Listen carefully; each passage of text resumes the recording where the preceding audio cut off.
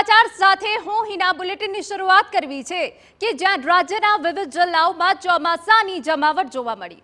24 કલાકમાં 160 તાલુકામાં વરસાદ નોંધાયો। સૌથી વધુ ડાંગના આહવામાં 9.8 ઇંચ વરસાદ પડ્યો। વલસાડના કપરાડામાં 9.5 ઇંચ વરસાદ પડ્યો છે। ડાંગના વઘઈમાં 7.5 ઇંચ જ્યારે સુબીરમાં 7 ઇંચ વરસાદ ખાબક્યો છે। વલસાડના ધરમપુરમાં 6.5 ઇંચ જ્યારે નવસારીના વાંસદામાં 6.3 ઇંચ વરસાદ પડ્યો। આ સિવાય 24 કલાકમાં 34 તાલુકા એવા છે કે જ્યાં 2 ઇંચથી વધુનો વરસાદ પડ્યો। 71 તાલુકામાં 1 ઇંચથી વધુનો વરસાદ નોંધાયો। આજે પણ અનેક જિલ્લામાં વરસાદનું એલર્ટ છે।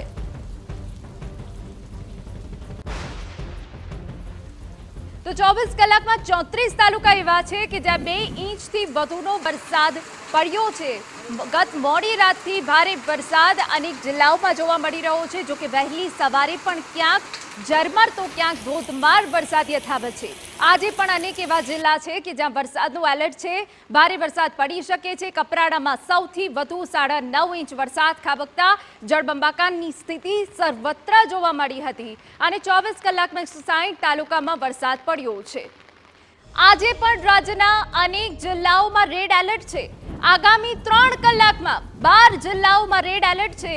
જેમાં વાત કરીએ તો સાબરકાંઠા, અરવલ્લી, મહીસાગર, દાહોદમાં રેડ એલર્ટ, ભાવનગર, આણંદ, ભરૂચમાં પણ રેડ એલર્ટ, સુરત, નવસારી, વલસાડ, તાપી, ડાંગમાં પણ રેડ એલર્ટ છે। આપને જણાવી દઈએ કે દક્ષિણ ગુજરાતમાં સતત 2 દિવસથી વાતાવરણ પલટાયું છે। ભારે વરસાદ પડી રહ્યો છે અને આજે પણ રેડ એલર્ટ છે કે જ્યાં સુરત, નવસારીમાં ભારે વરસાદ પડી શકે છે।